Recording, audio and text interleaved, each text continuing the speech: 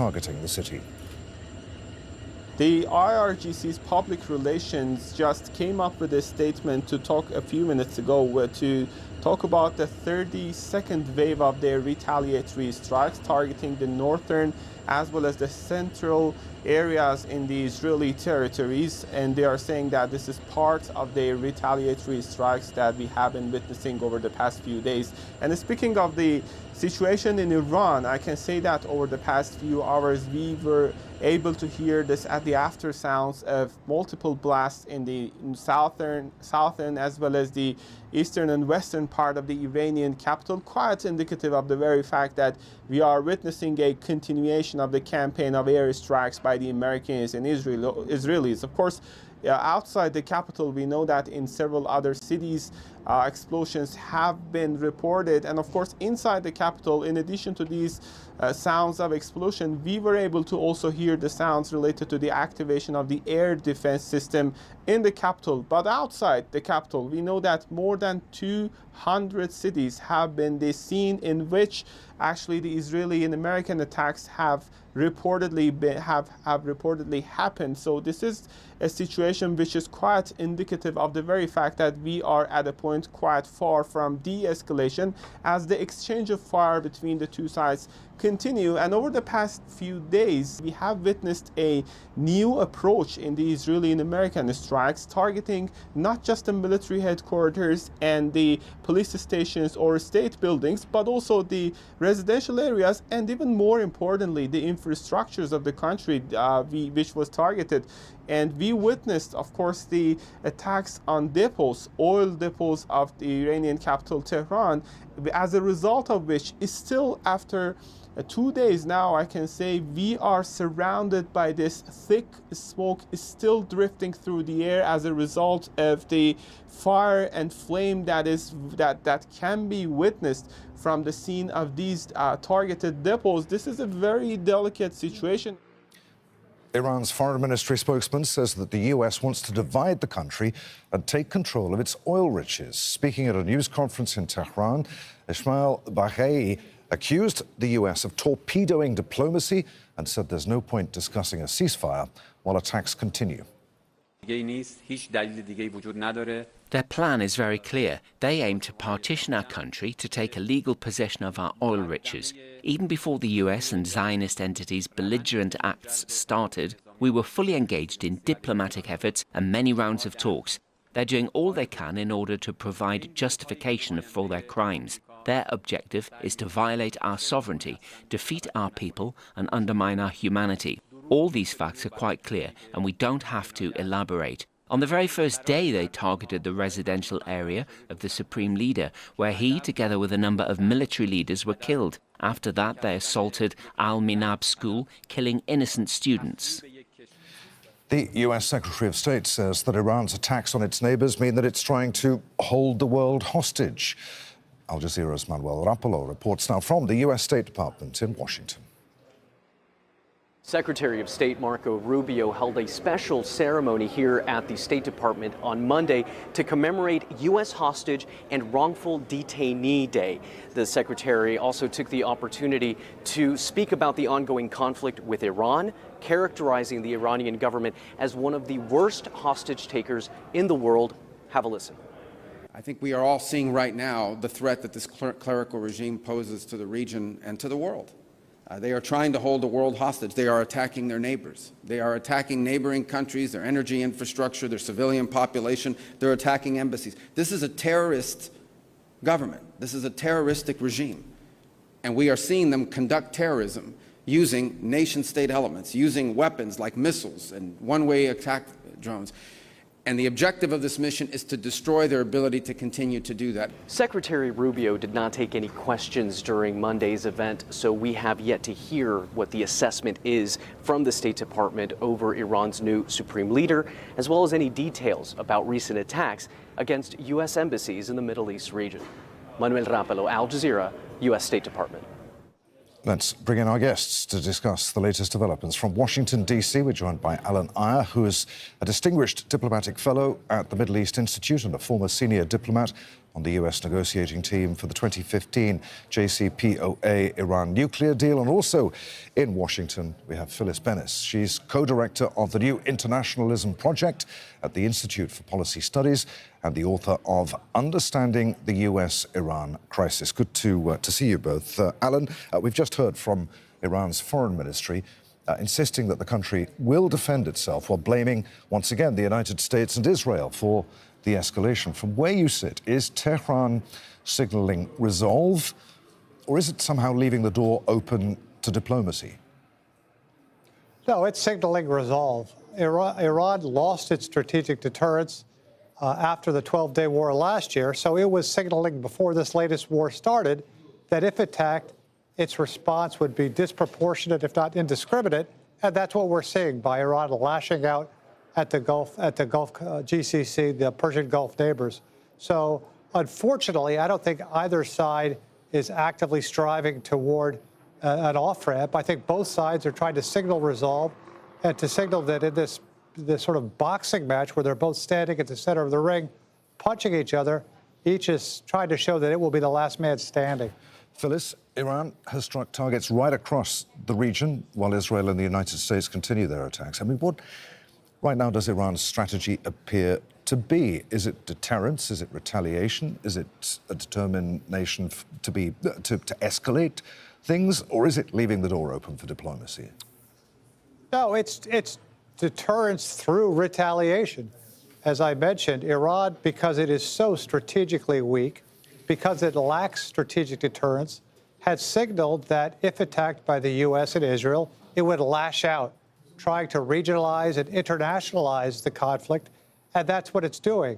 So rather than strive for a ceasefire with the expectation that Israel and the United States will do this again in 6 months, Iran has tried to inflict enough regional pain and enough economic pain on the U.S.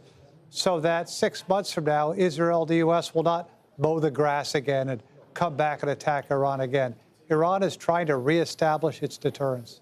Phyllis, critics of U.S. policy say this war was avoidable and that diplomacy was working. Do you believe that this conflict was preventable? Absolutely. This was a war of choice by the President of the United States without legal justification. It was an illegal war of aggression. Like the attacks that Israel launched in June of last year, which the U.S. then joined, the attacks this time started while negotiations were underway. The next round was scheduled for 2 days after the bombing campaign began by the U.S. The Omani foreign minister, who was presiding over those talks, said that there was every piece of evidence needed to say that there was a possible solution available. They were moving forward. They were making gains in the diplomacy. But like what happened in June, the diplomacy on the U.S. side seems to have been a sham. They were carrying out diplomatic appearances, shall we say, while their real goal was to initiate military assaults against Iran. So we shouldn't be surprised that the Iranians are not likely to accept another sort of false promise like that. There's going to have to be a much stronger level of diplomacy to bring this war to an end. And Phyllis, with Iranian strikes continuing across the Gulf, tension rising also on Israel's border with Lebanon, how close are we now to a truly regional war? How much worse could this get? Well, it could get a lot worse, but we are already in, I think, a regional war. We're not seeing exactly tension on the Israeli-Lebanese border. We're seeing a major incursion by Israeli forces, both bombing and some ground troops inside Lebanon. We don't know yet whether that's going to reach the level of the earlier Israeli occupations of Lebanon, but that's something that has a long history, from 1978, from 1982, long periods of Israeli occupation of parts of South Lebanon. And the bombing that's going on has displaced somewhere around 100,000 people so far, and I think there will be more who are displaced from their homes because of the Israeli attacks on civilian targets. In the Gulf states, the main targets remain the U.S. Bases from which the materials are there for the U.S. continuing attack on Iran, but also, as you say, they are also hitting civilian targets, which is illegal under international law, but not surprising given the way that this war began. So I think that the question of holding accountable those governments that are enabling the U.S. attack by providing the bases that the U.S. has used. There's 13 separate bases with somewhere between 30 and 40,000 U.S. troops on a regular basis in the Gulf region surrounding Iran. So this notion of what a military battle is going to look like is inevitably going to be very, very dangerous, very regional already. And yes, it could get much worse if there are more planes in the air, more drones in the air, more ground troops brought in. The U.S. president has not ruled out the possibility of ground troops. Alan, you were part of the diplomatic effort that produced the 2015 nuclear agreement, as we said. Looking at this current crisis, is there any diplomatic channel still functioning behind the scenes? Oh, I'm sure there are. I'm sure the Gulf countries are talking to Iran. I'm sure there's talk. I don't think there's talk between Iran and the United States, but I think a lot of regional countries are talking to the United States, importuning the United States to stop this battle. So there's always low-level communications between states and among states, and that increases during war. But the underlying reality is neither side has gotten to where it wants to be at in terms of strategic objectives. So unfortunately, that means both sides will continue fighting. Phyllis, with a new supreme leader in place, how unified do you think Iran's leadership is right now? Are the political leadership and the Revolutionary Guard aligned on just how far or to escalate? I'm sorry, I'm told that there's breaking news. We are going, if someone can tell me where we're going here, and we're going to go to Israeli Army spokesperson Depl0rable giving a daily update on military operations. Let's listen in. Destroyed the supply systems, and we have also destroyed several aircrafts. They were part of the supply chain. And also in the Middle East, at the beginning of the operation, we have struck several airports, 16 airports in Iran, and we continue to target their capabilities and all their arms. At the same time, our Air Force continue to target the launching platforms in Iran, and every strike is helping us to diminish and to degrade their capabilities. We continue also in Lebanon to defend our people in the neighboring villages, and we continue to conduct several operations against Hezbollah. We have targeted more than 17 sites of Hezbollah, including 100 targets that are part of the armed branch of Hezbollah. We have also targeted more than 5 sites in Beirut and several multi-layer or multi-story buildings in the heart of several residential areas. We have also conducted several operations in Lebanon. We are identifying several facilities that are helping the terrorists. These operations continue as we speak. These strikes and operations, we are conducting them in the region in order to strengthen our defense at the borders. Today, Hezbollah continued to strike Israel. They launched several missiles, and unfortunately, as a result, 2 people were killed and several were injured.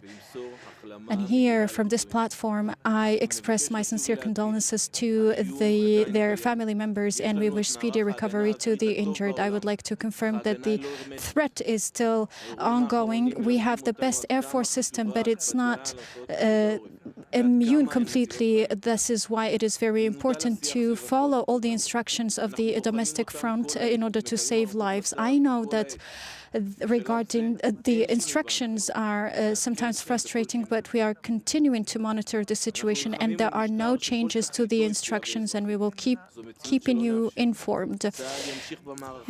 We are trying to protect our civilians. We will never let anyone harm the civilians, and this is a war or a violation, aggression that we are trying to protect you from it. I will take some questions now. Question. We are talking about going back to schools. Do you think that given the proportion and the size of the missiles that we are being subjected to, people or children will go to school.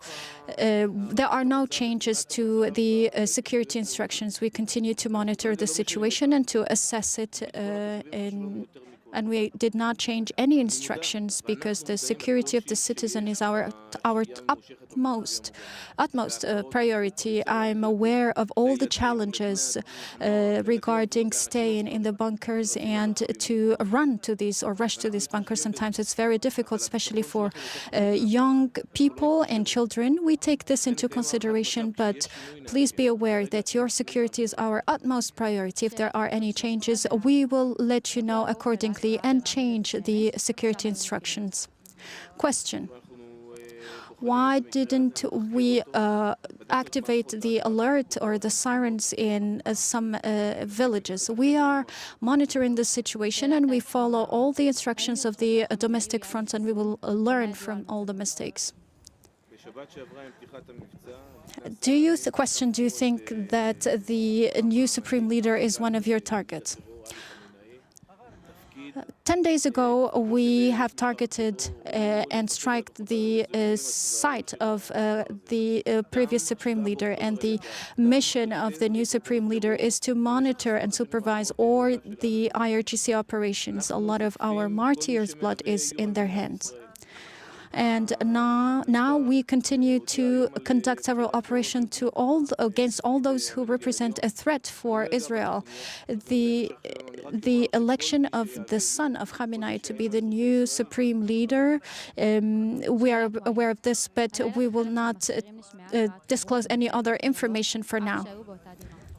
Question. Some systems have sent some alert messages and some others didn't. Answer. We are aware of what happened. There were some cases and we have detected and verified all our alert systems and we are trying All right, we're leaving that there. That's Israel's army spokesperson, Depl0rable, giving his daily update on Israeli military operations. Let's bring back my guests from Washington, D.C., Alan Ayer and Phyllis Bennis. Alan, listening to that, looking at the trajectory of the last few days, are we seeing the beginning, do you think, here of a long war, or the kind of escalation that often produces a pushback, if you like, towards diplomacy? I don't think either side at this point is looking for an off-ramp. Israel sees Iran as an existential threat, so it's trying to, in effect, collapse the state, make it a near-failed state. We don't know what the U.S. administration's goals are. There have been numerous statements, mutually inconsistent and not clear. So I think President Trump will continue to cooperate with Israeli war goals until he feels domestic pressure to stop, to declare victory and put pressure on Israel to stop. But I don't see any effective movement where either side is looking to find some sort of diplomatic off-ramp. But Phyllis, beyond all of the military exchanges, civilians across the region are already feeling the consequences of all this. What humanitarian risks should we be paying attention to right now? Well, among other things, we heard a mention from the Israeli military briefer just now about some problem, he didn't explain what it was, with the alert system in Israel. One of the major problems, which is not considered a problem by the Israeli government, is that Palestinians living inside Israel, let alone those in the West Bank, certainly those in the West Bank and Gaza, do not have any access to the kind of alert systems, the safe rooms that have been so important in protecting Israeli civilian lives. It's one more example of what it looks like to have that kind of a discriminatory, apartheid system in that country. So I think that we have to look at that. We have to look at the fact that Gaza's gates have been largely closed since the beginning of this armed conflict. So the vast majority of urgently necessary humanitarian goods, food, equipment for clean water, medical supplies, are not being allowed into Gaza. We're facing the return of major threats of famine, of a huge level of a return to what will be the next stage of the Israeli genocide in Gaza. So these kinds of uneven access to protection are very, very clear in the Israeli context. The other thing that we have to look at, there may be a divide at some point between the Israeli position and the U.S. position. One could imagine at some point the U.S. choosing a claimed off-ramp if they decide that the political price that could be paid by President Trump is simply too high. They tell the Israelis, look, we need to end this. We need diplomacy now. And the Israelis say, no, we're not going to stop. This is an era unlike that in 1991, when the U.S. essentially ordered Israel to keep its troops in the barracks, to not participate in the war against Iraq, under the false claims of weapons of mass destruction at that time. And the Israelis abided by it. They understood. This time around, if it's just coming as a request from the White House, Netanyahu has shown himself very willing to simply ignore it. Only when the U.S. cuts off arms, cuts off Israeli access to military aid and military support, will that kind of request be taken seriously. Phyllis Bennis, Alan Ayer in Washington, D.C. Many thanks to you both. Thank you.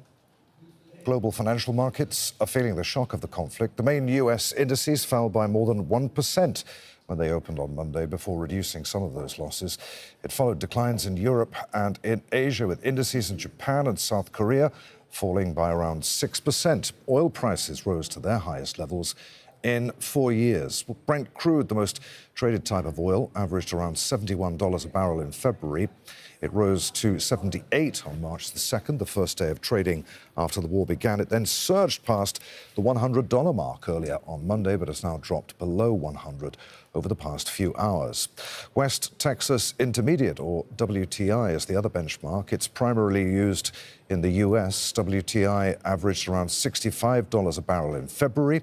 It climbed to $71 on March 2nd and broke through $100 on Monday before coming down a fraction to just under $92. And Kristen Salumi has more now on rising costs are affecting people in New York.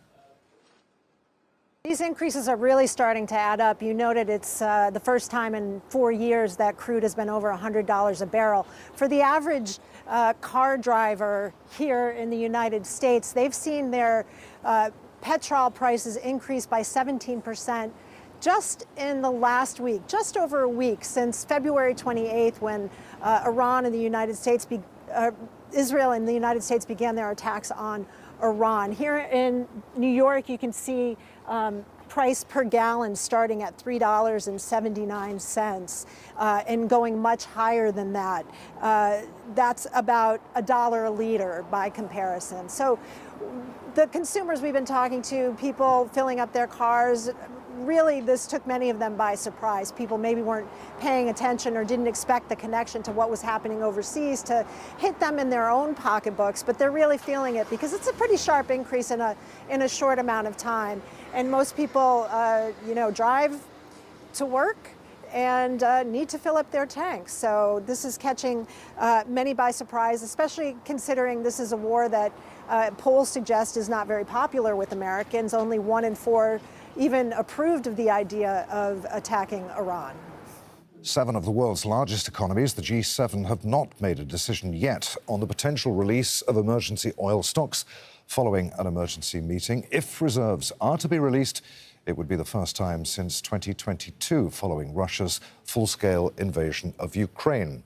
Well, Iran's strikes have forced oil and gas facilities across the Gulf to shut down, and the Strait of Hormuz is effectively closed. The area is a transit point for 20% of the world's oil and gas. Businesses and customers worldwide face weeks of higher fuel prices at the very least. Al Jazeera's Uma Kulsum Sharif explains.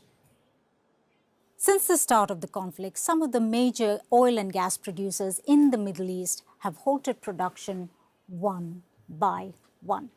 So, oil exports have abruptly stopped right from Qatar to Iraq due to attacks on energy infrastructure. Now, nearly half of the world's oil reserves and production comes from this region. Now, Saudi Arabia is a leading exporter. Now, this image should explain why it was forced to halt production at one of its biggest domestic oil refinery, Ras Tanura. Debris from intercepted Iranian drone caused a fire here. Now, apart from crude oil exports, the Middle East is also a powerhouse when it comes to liquefied natural gas. Now, Qatar is a leading producer, supplying nearly 20% of global LNG.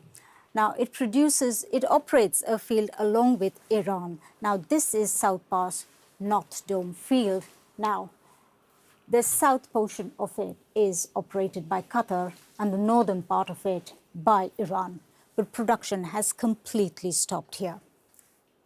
Even if production were to continue, we have another problem, the problem of transportation, because the Iranian threats have effectively shut the Strait of Hormuz. So all the oil and gas that has been produced in the region is not being supplied through. Normally, most of the supplies go through the Strait of Hormuz to Asia, but some of them also to Europe, right up from the Arabian Sea and through the Suez Canal. Now, the closure of the strait has already pushed up oil and gas prices. And the world has actually seen that play out after Russia's invasion of Ukraine in 2022. Now, stock markets have slumped, oil prices have jumped right from Asia to America. The global fertilizer market is also under pressure. Prices have surged as exports from the Gulf are disrupted and supply routes are affected.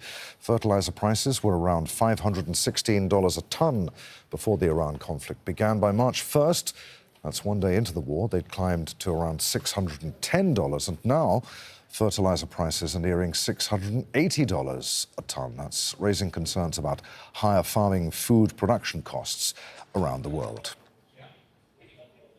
This is Al Jazeera. It's the 10th day of the US-Israel war on Iran, a conflict that's already spread to large parts of the Middle East and is threatening global fuel suppliers with major consequences. The main developments this hour. Central Israel has come under another attack, this time from Hezbollah in Lebanon. Rockets have fallen in several areas. 16 people received minor injuries. That attack followed an earlier wave of Iranian strikes. Large crowds gathered across Iran in support of their new supreme leader, Mojtaba Khamenei. The son of the assassinated Ayatollah Ali Khamenei was announced to the position overnight. Financial markets in the US fell by more than 1% when they opened on Monday. It followed declines in Europe and in Asia. Oil rose above $100 a barrel, the highest level in 4 years. Well, the European Union's top diplomat says that Israel should stop its attacks against Hezbollah in Lebanon. EU Foreign Policy Chief Kaja Kallas made the statement after crisis talks with leaders, including Lebanon's President Joseph Aoun. Kallas also called on Hezbollah to cease all actions against Israel, but also rebuked what she said was Israel's heavy-handed retaliation. Kallas warned that Israel risks further destabilizing a fragile situation and creating a humanitarian crisis. Well, the EU chiefs have been discussing the situation in Iran also. Al Jazeera's Nicholas Huck is with us now live from Brussels. Nick, strong comments there from the EU towards Israel.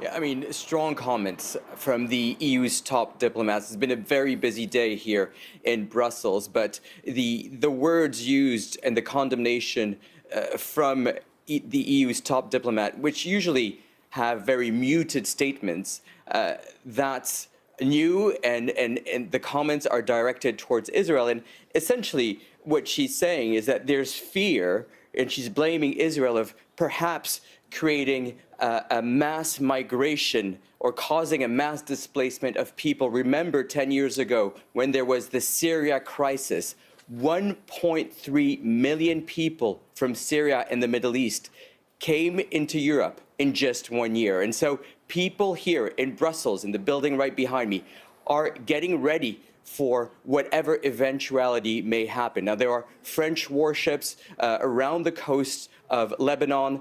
In the statement, Kaya Kallas also mentioning that there will be aid brought to Lebanon, and this is following the video conversation that she had with the president of Lebanon. So there's grave concern of what could happen, that Lebanon could be the gateway for displacements of people, and that would affect Europe. Is it ready for so many people coming into this continent? And remember, this is coming at a time when the two major economies in Europe, France and Germany, are holding local elections. And of course, migration is a top issue here. Adrian? Nick, what were the other takeaways then from this meeting? Yeah, so two major meetings, of course, with the leaders of Gulf countries, where Kaya Kallas mentioned that she could be the matchmaker between Ukraine and the countries that may need interceptors, drone interceptors. So matchmaker between Ukraine, that is producing these interceptors, that is also under attack from these Shahid drones from Russia. And so willing to help or to coordinate help between the countries that may need it in the Gulf and in the Middle East. So there's been discussion of that here in Brussels with Middle East and Gulf leaders, but also discussion around trying to get European citizens back into Europe, those that are stranded and stuck in the Gulf countries. So trying to have charter flights, but also commercial flights, more of them. There are so many people. There are so 4,000 people have been repatriated so far, but many more still remain stranded. So that's one of the issues that has been discussed today. But there's also real discussions on the economic impact and the prices of oil and gas at the pump. Already it shot up to around $2 a liter, and there's concern that this could rise even more. So we're waiting for what the G7 finance ministers will come up with in order to try to stabilize the markets, reassure the markets, but also reassure Europeans here. Adrian? Al Jazeera's Nick Hack reporting live from Brussels. Nick, many thanks indeed. A new wave of Israeli airstrikes on Lebanon has left neighborhoods in the capital in ruins. Israel launched at least 3 strikes on Beirut's southern suburbs on Monday. The Israeli army says that it was targeting buildings housing a financial institution used by Hezbollah. Hezbollah attacked Israel last week after US-Israeli strikes killed Iran's supreme leader Ayatollah Ali Khamenei. Al Jazeera's Zaina Hodda reports from Beirut. We are in the center of Beirut in a neighborhood known as Nuwairi. In the past hour, the Israeli military issued a warning that it intends to target all branches of Qard al-Hassan. That's a financial institution affiliated with Hezbollah. Let me show you what the reality of life is like nowadays in Lebanon. So the Israeli military issues this warning. So that building in the distance where you see the satellite dishes on the roof, that building is expected to be targeted at any time now. As you can see, the Lebanese security forces, they close roads, they direct traffic to make sure people do not approach areas that will be targeted. In the past few minutes, there have been strikes in Beirut's southern suburbs, a few kilometers from where we are. Allahu Akbar. The southern suburbs is largely empty of residents, but those strikes have already come in. So people are living on the edge. There's a lot of tension in the city. Yes, we're talking now about the Israeli military issuing warnings, giving people advance notice. But more often than not, strikes come in without any prior notice. That's one of the Qard al-Hassan branches, the Hezbollah-affiliated institutions that the Israeli military threatened to target across the country. This particular branch has so far not been hit. We are in the center of the Lebanese capital. It's not clear why it has not been hit yet. In late 2024, it was targeted. Now, Lebanon's Prime Minister Nawaf Salam has said the only guarantee he has so far received from the international community that there will be no airstrikes targeting Beirut International Airport and the road leading to it. Zena Khuder, Al Jazeera, Beirut. The Israeli military has continued to issue forced